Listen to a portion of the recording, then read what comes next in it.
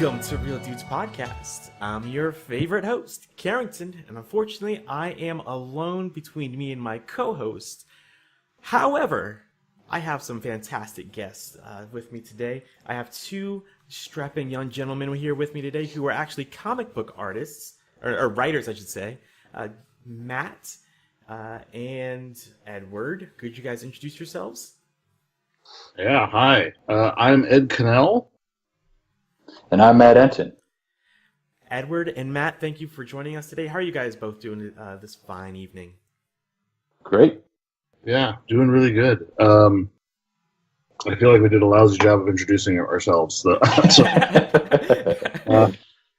Ed Kuehnel, and Matt and I are the co-creators, co-writers of Invasion from Planet Wrestletopia, which is a comic book that is about a disgruntled pro wrestler who, to get back at his promoter, declares himself galactic champion of the universe on live TV.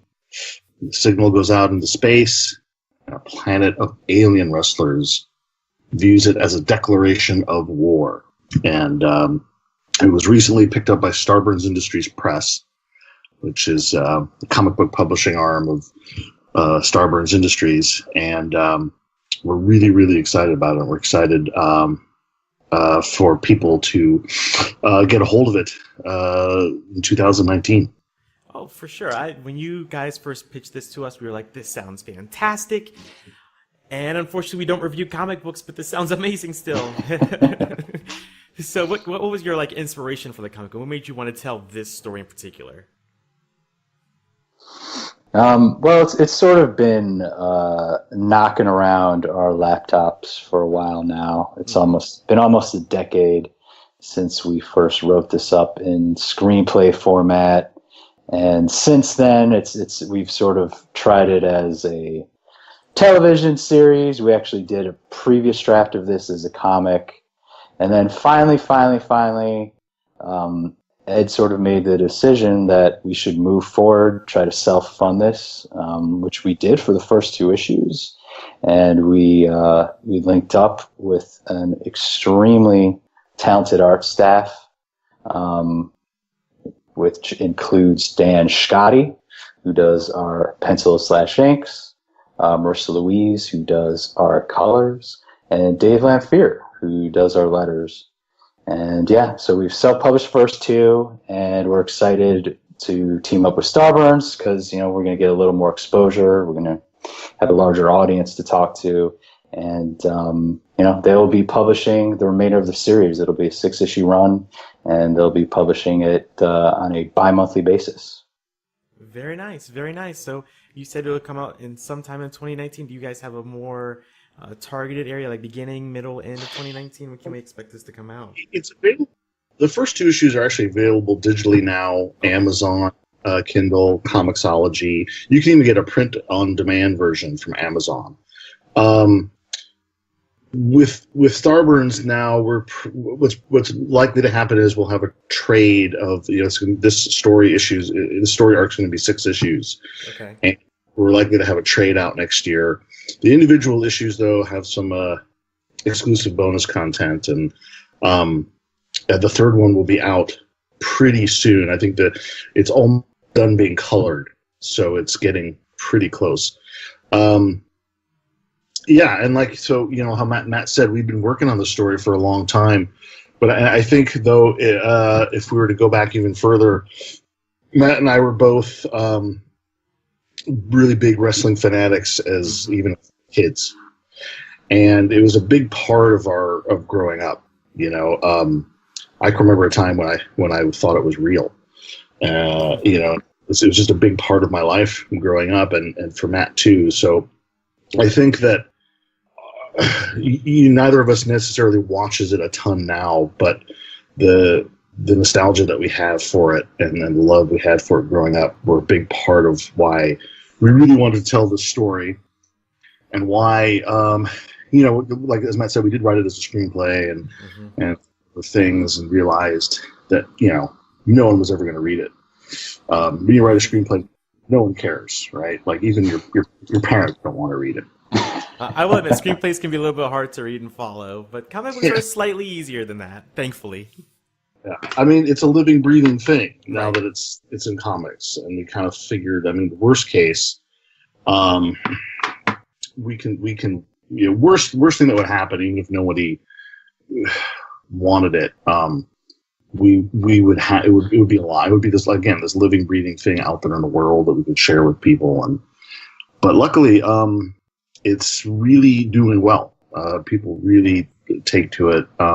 We've gotten a lot of good reviews with the art, of course, but also the humor and the writing, and people seem to really get it. So it's really gratifying.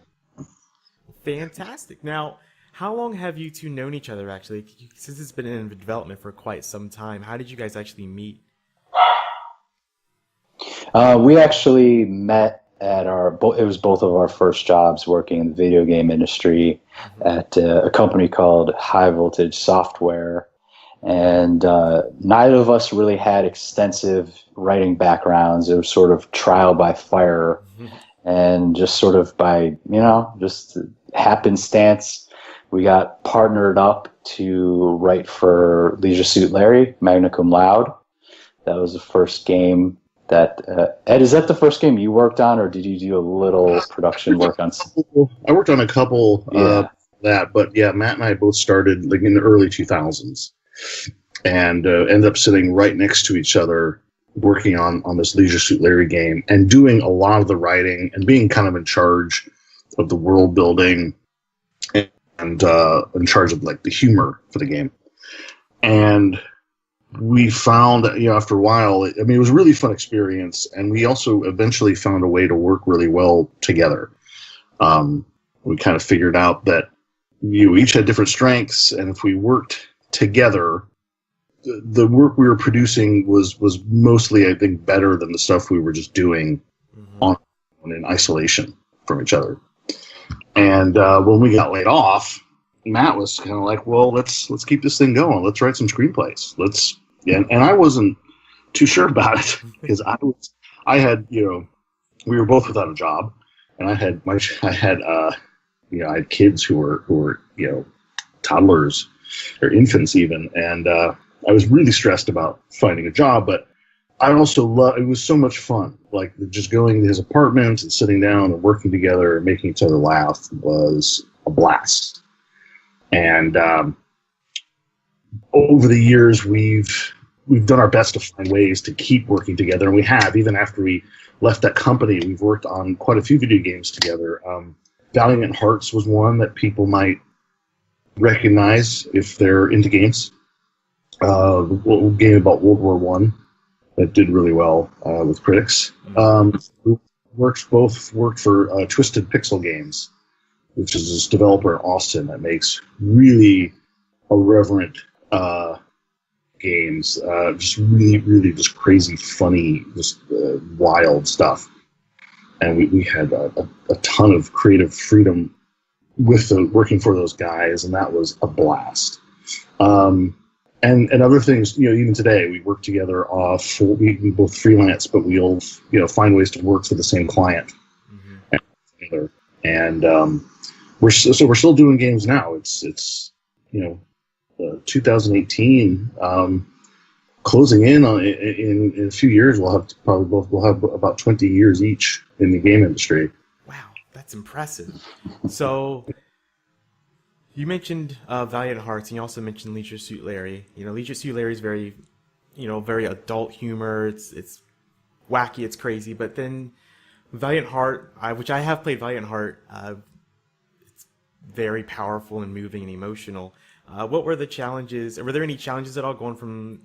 I know it was a while between those two games, but writing something that's comedic and wacky, very adult humor, to something that was more, it's about World War I. It was about loss and death and things like that. Was it hard? Very fun. I mean, yeah, it sounded very fun, but was it hard trying to write something serious as opposed to comedic? I guess is what I'm getting at. It's easier. Like, comedy is so hard. I don't, if there are any aspiring writers out there, take the dramatic route.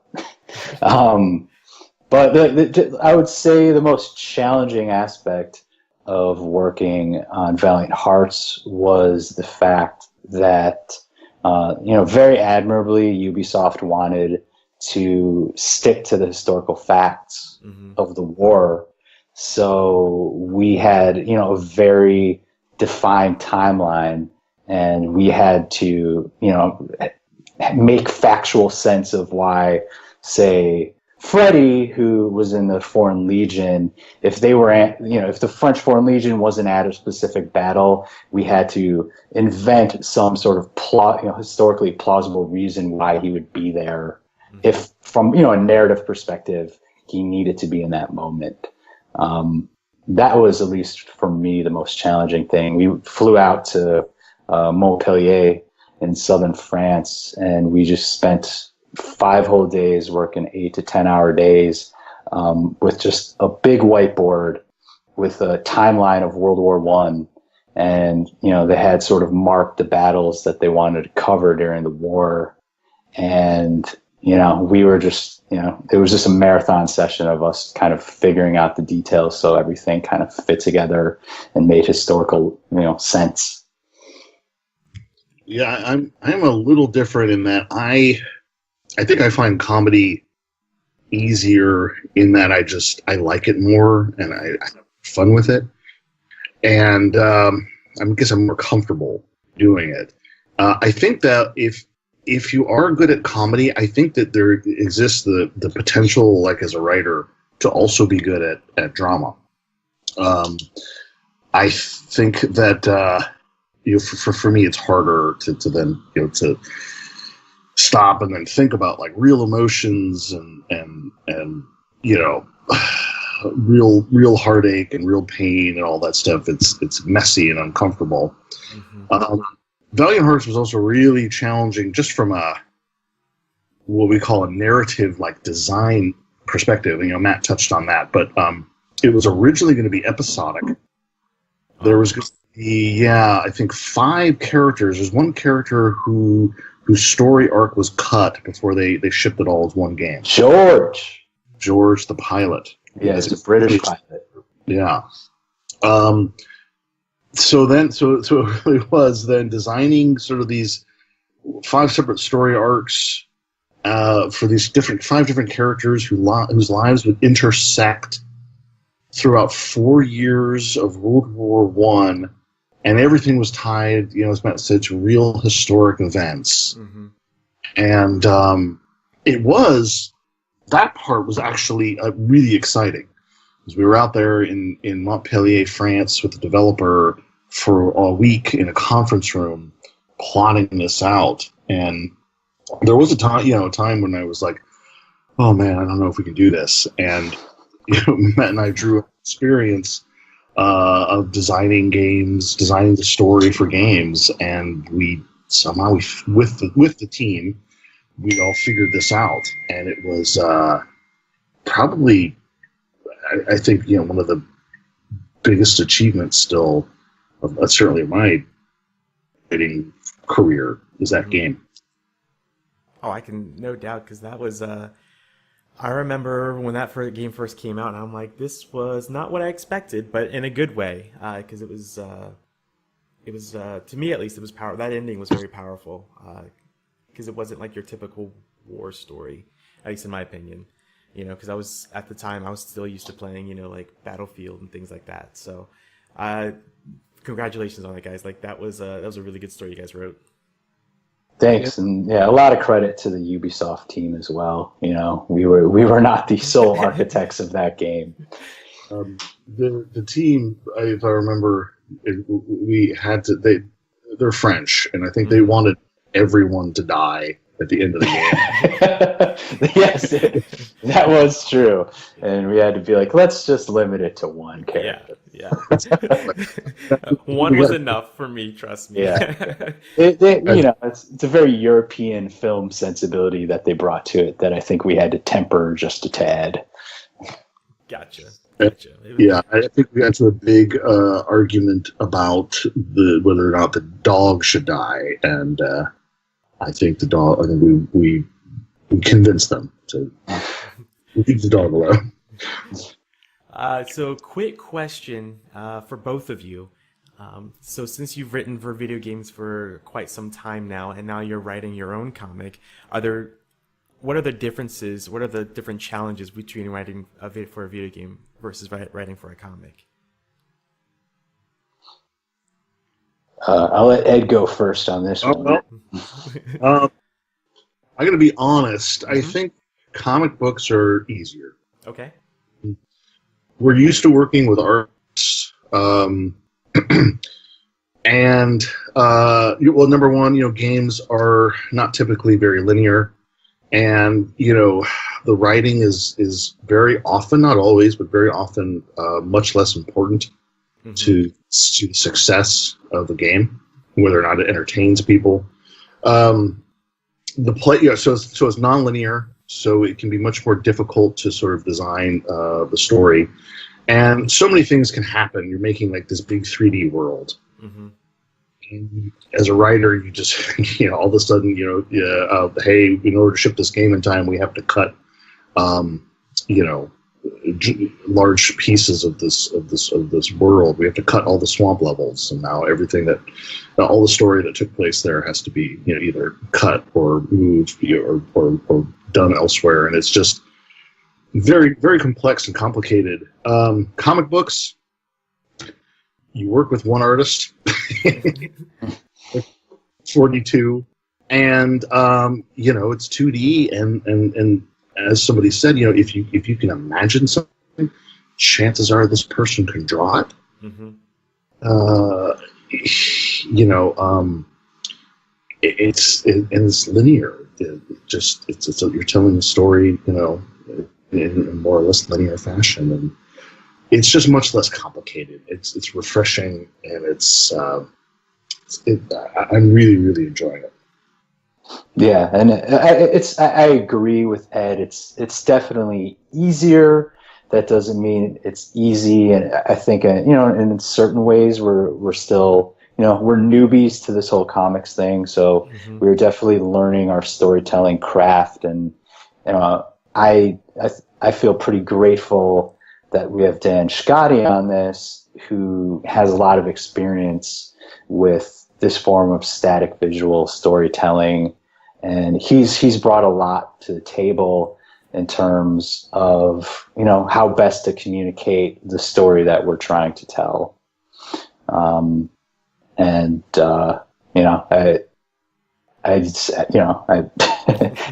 think it shows on every page. I don't think there's a review we've gotten that hasn't praised the art in particular. Fair enough. I mean, props to both of you guys for also going outside the comfort zone in a way, just not just sticking to video games, but wanting to branch out into the comic world, which we ourselves, we're mainly a video game podcast, but we've had quite a few comic book artists on the show as well, and it just sounds like a fascinating world and it's starting to just pick up, it seems like, in the past couple of years or so. So props to you guys for wanting to change and go outside that comfort zone a little bit as well. Yeah. Sorry. I was going to say, a comic book too, for Matt and I, it's like the first. Everything we've done for video games, being a video game writer, it's a fun job. We're great to have to work, but everything we do is work for hire. We work for a client, and it's their game. We get paid, which is really, really great. But the comic book is the first thing that we've done that's ours, and that whole piece has been kind of exhilarating. It doesn't make any money, but it's ours, and it's out there in the world, and it's just really exciting to be a part of that too. And that's what comic book creators, who work in indie comics, that's what they have. It's really neat. Yeah, and the Venn diagram of people who work in comics and work in video games, there's actually a lot of overlap there. My last full-time job before I started freelancing was at Volition, and I remember, because Ed and I had just sort of gotten this off the ground, and I was just sort of asking around, and I was really impressed by the amount of artists who had actually had published comics titles under their belts. Oh wow, that I did not know. That's really cool. Yeah. In fact, their ex-head of animation, who now works for BioWare, he had done a series for, I think it's, I believe it was Image, about 10 years ago. But yeah, there's a lot of people, and we have an ex-coworker from High Voltage who has been. Ed, is he writing Transformers? G.I. Joe? Few, yeah. Yeah. That's quite impressive. I'm speechless. So how did you guys get started in the gaming industry? You guys said you guys kind of learned on the fly. So what got you guys started in that industry in the first place?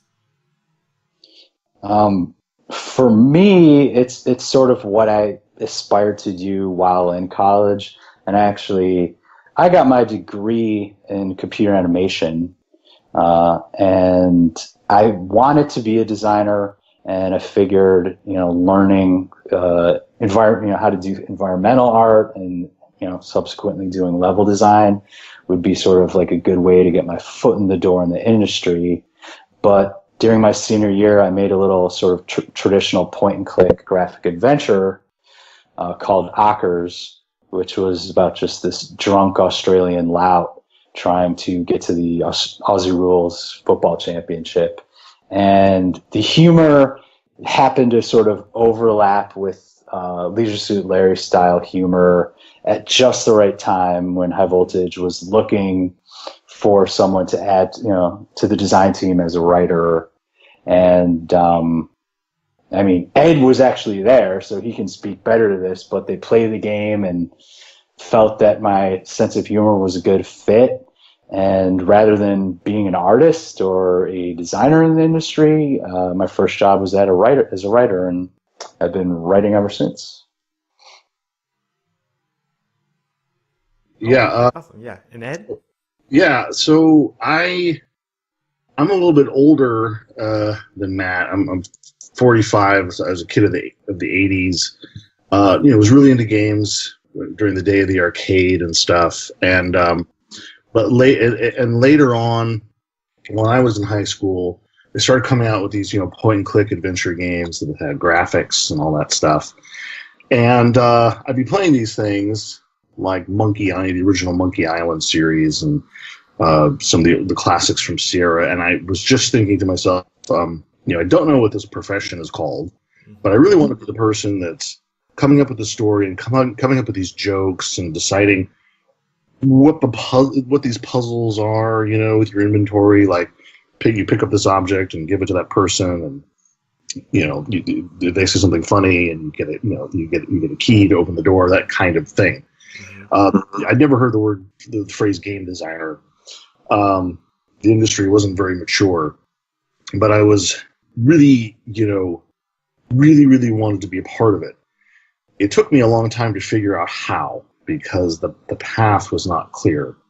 And it wasn't until my late 20s when I just weaseled my way into High Voltage Software as an assistant producer, and then kind of made the lateral move to game designer, and eventually found myself kind of working on those games, sort of, and doing the kinds of things that I wanted to, really wanted to do. And I remember playing Matt's first game, Ockers, and it was this great callback to the types of games that I love that made me want to be in the industry. The old point and click kind of adventure games that were funny and had a lot of personality and humor. And so yeah, we've been really lucky. And since then, I've even had the chance to work with a few of those people whose games inspired me to want to be in the game industry and learn from them and take that knowledge and practice it. Working on games for people, and it's been really, really cool. I do feel lucky to be doing it. We both had the opportunity to work on different projects with the great Dave Grossman, who is one of the sort of original writer designers on the LucasArts team, and he worked on the first 2 Monkey Islands, and then he ended up spearheading Day of the Tentacle.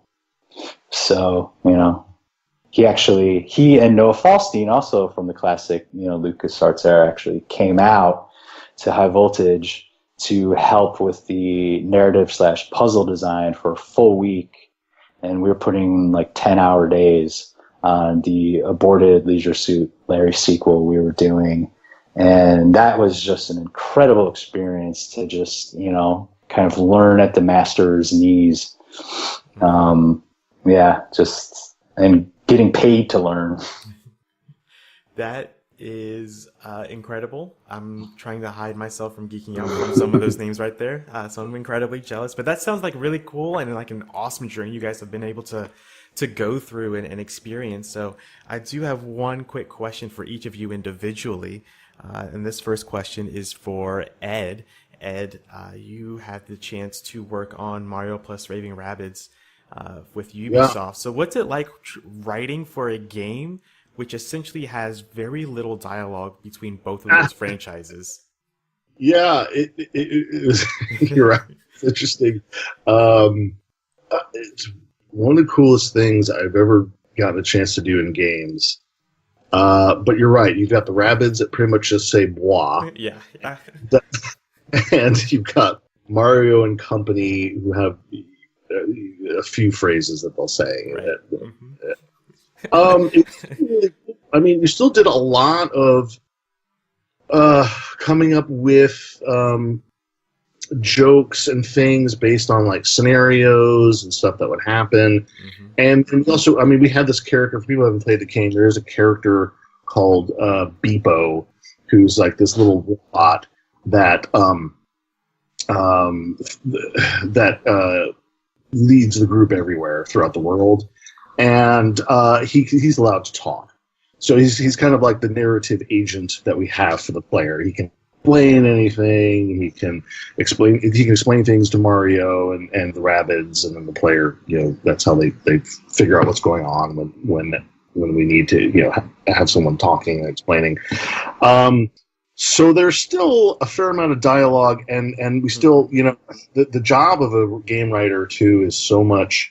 We write for these characters, we write for cinemas, we write a ton of reactions for things, but I spent weeks of like 8-hour days writing funny descriptions for weapons, for power-ups, for skills and abilities, and just, it really was a ton of writing. It may not seem like it when you're playing the game, but it was a ton of writing.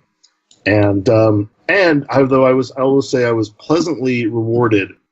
And then I want to say, more than any other game I've ever worked on, people really took the time to notice a lot of that stuff.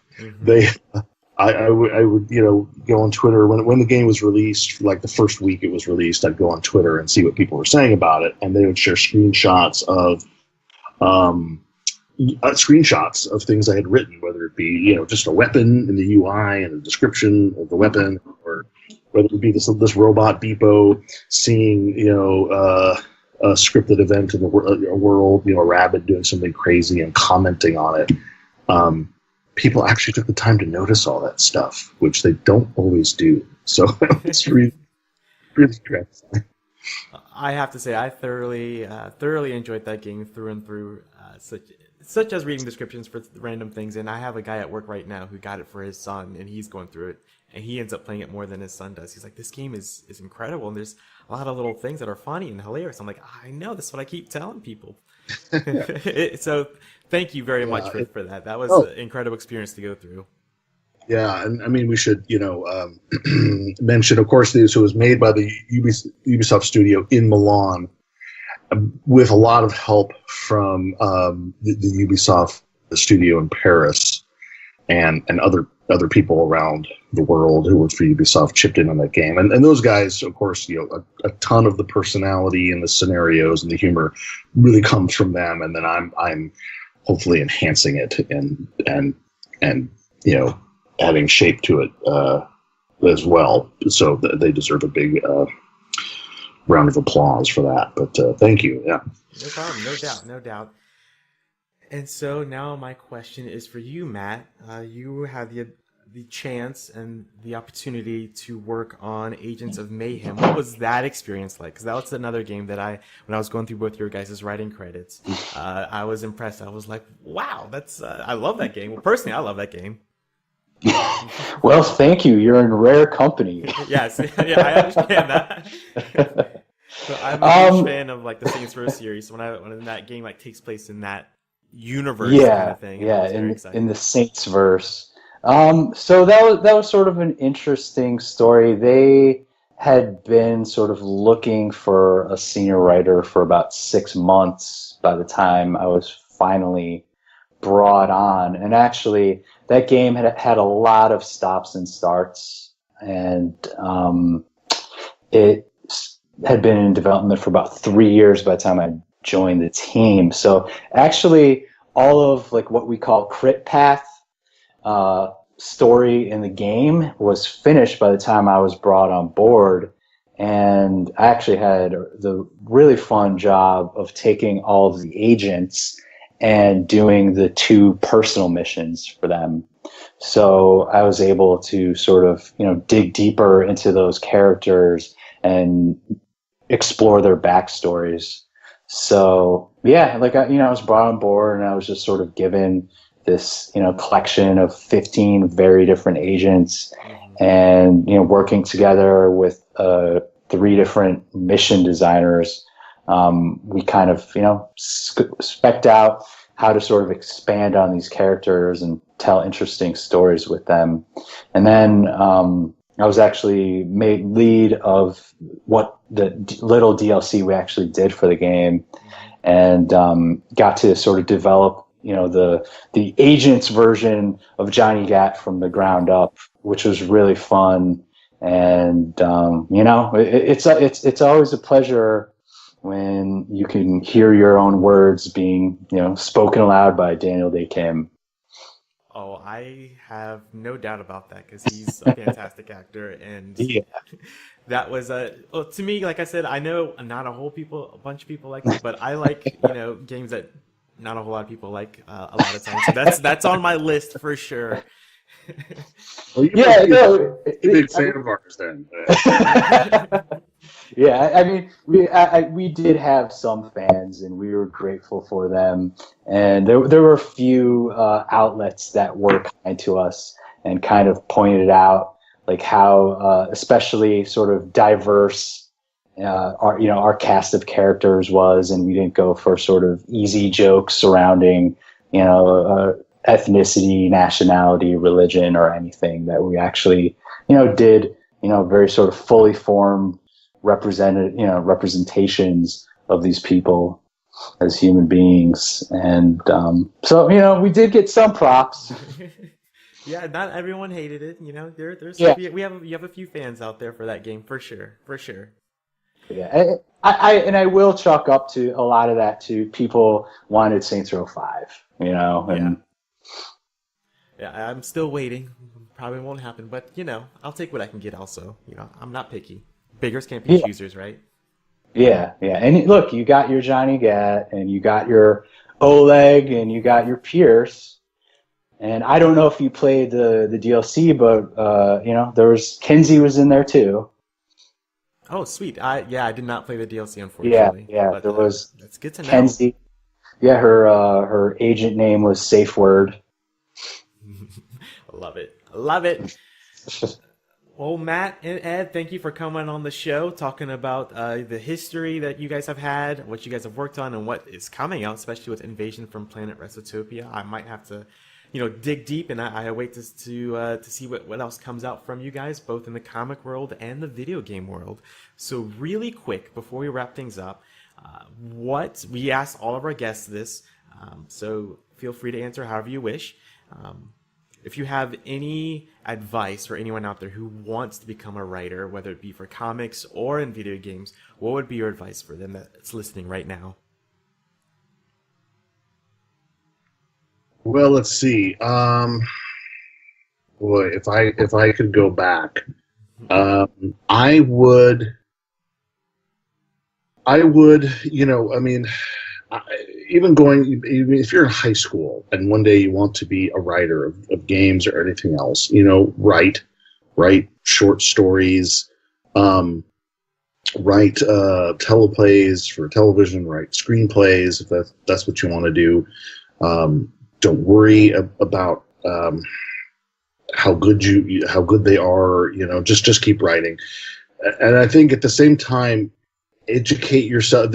There is some value in education. I wish now I'd had a bit more formal education, sort of the craft part of writing. When you're coming at it, you know, new, there is a lot of value, I think, in learning just, you know, the basics of, you know, structure and how to, you know, how to maybe outline things, but just, you know, get into whatever, you know, find the best source of education about writing as a craft as you can. And if that means you're just going to your local library to get, you know, books written by people who know what they're talking about, then do that. If that means you can go to USC and major in creative writing, you know, good on you. Take the opportunity. You know, if I could go back to my teenage self, that's where I would start. But the most important thing is to just never stop writing and finish what you start and learn from every project, and you'll get somewhere. That's what I think.